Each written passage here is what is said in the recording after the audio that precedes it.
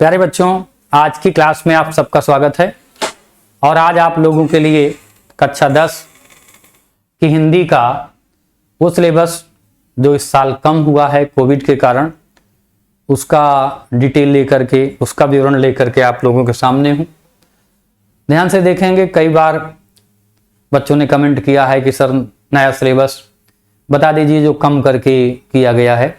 तो हमारा बेटा सिलेबस शुरू होता है यहाँ से, जो नया सिलेबस है।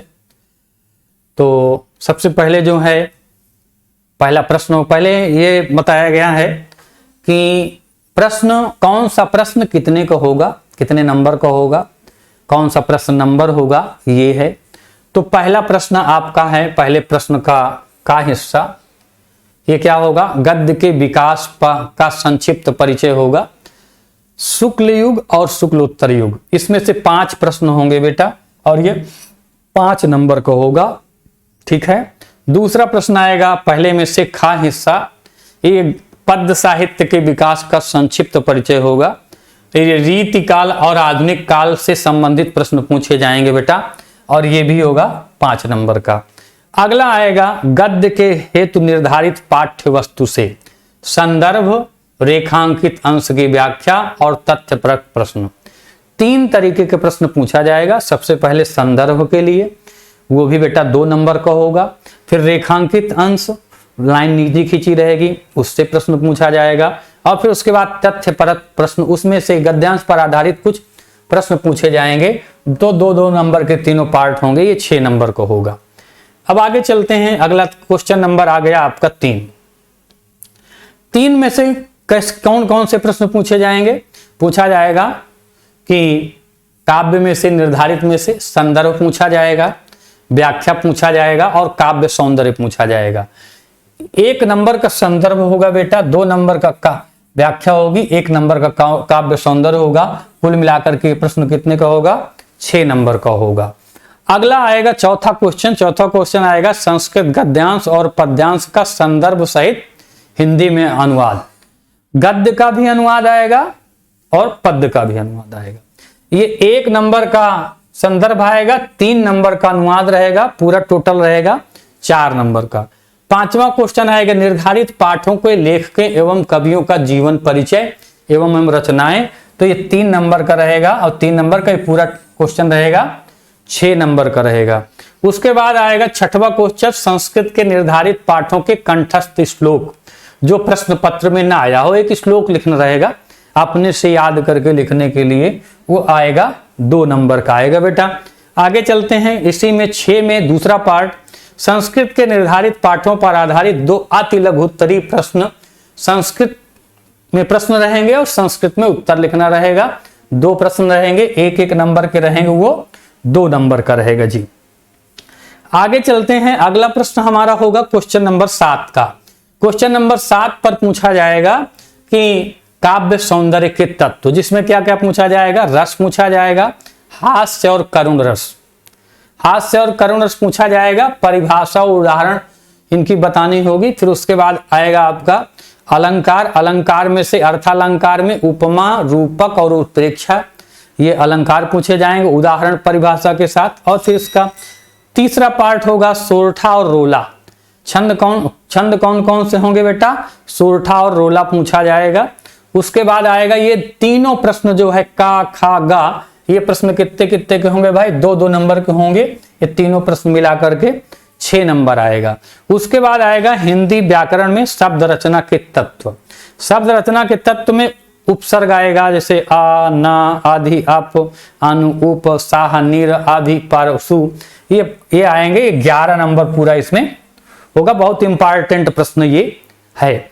उसके बाद आएगा प्रत्यय में आई, त्वा, ता, पन, वाल, हट, वट, ये शब्दों से बन करके शब्द आएंगे जी। क्या?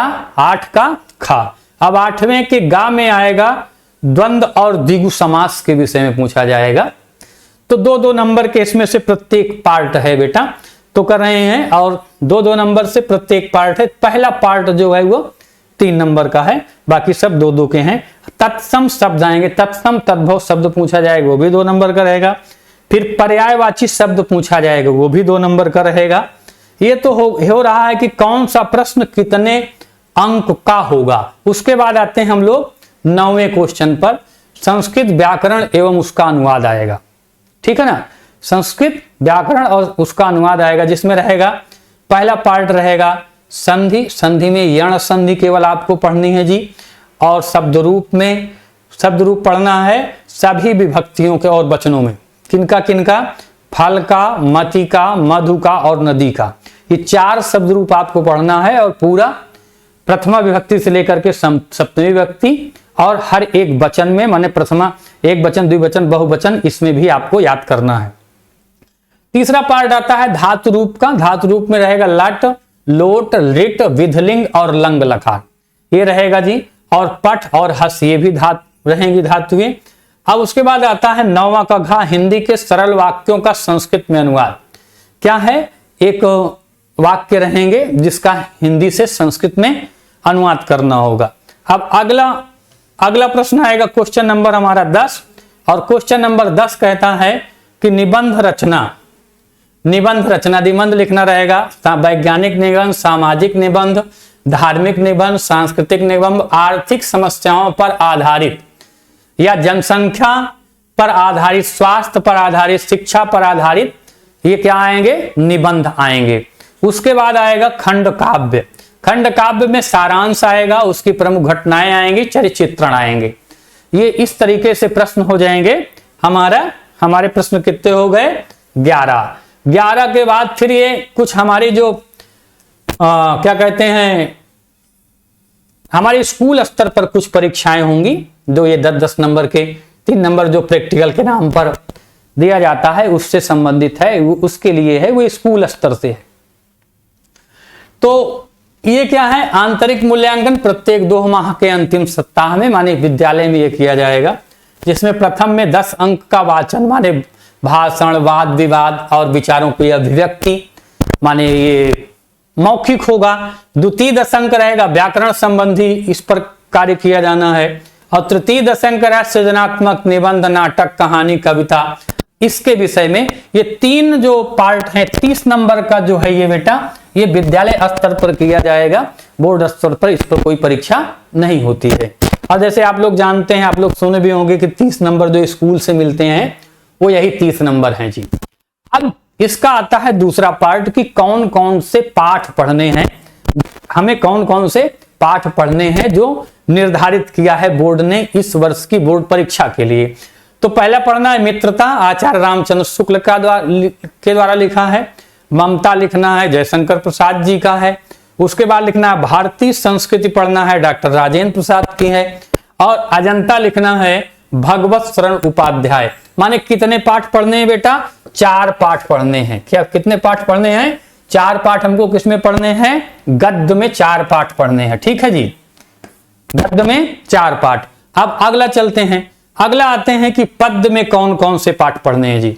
पद्य में पढ़ना है आपको सूरदास जी का पद, तुलसीदास जी का धनुष भंग और वन पथ पर पढ़ना है। रसखान का पढ़ना है, सवैया और कवित्व पढ़ना है। बिहारी लाल का भक्ति नीति पढ़ना है। और राम नरेश त्रिपाठी का स्वदेश प्रेम पढ़ना है। मैथिली शरण गुप्त का भारत माता का मंदिर यह, इस शीर्षक को पढ़ना है। महादेव वर्मा का हिमालय से पढ़ना है। सुमित्रा नंदन पंत का चींटी पढ़ना है। और उसके बाद उसके आगे हैं, सुमित्रा नंदन पंत के बाद हैं माखन लाल चतुर्वेदी, पुष्प की अभिलाषा पढ़ना है। सुभद्रा कुमारी चौहान झांसी की रानी की समाधि पर पढ़ना है। अशोक वाजपेयी भाषा एकमात्र अनंत पढ़ना है। और श्याम नारायण पांडे का हल्दी घाटी पढ़ना है। उसके बाद आते हैं हम लोग कहां भाई? संस्कृत खंड में। संस्कृत में क्या क्या पढ़ना है? संस्कृत के लिए क्या क्या पढ़ना है? कौन कौन से पाठ हैं? वाराणसी, देशभक्त चंद्रशेखरा, छंदोक उपनिषद खष्टोध्याय, भारतीय संस्कृति, वीर वीरेण पूजते और आरुणि, श्वेत केतु संवाद और जीवन सूत्राणी। इतने पाठ पढ़ना है। पहला वाराणसी, दूसरा देशभक्त चंद्रशेखरा, तीसरा छंदोग उपनिषद, चौथा है भारतीय संस्कृति, पांचवा है वीर वीरेण पूजते और आरुणि श्वेत के संवाद हो गया 6 और जीवन सूत्राणी हो गया 7। और फिर उसके बाद पढ़ना है खंड काव्य, जिले वाइज, हर जिले के लिए अलग अलग खंड काव्य निर्धारित है।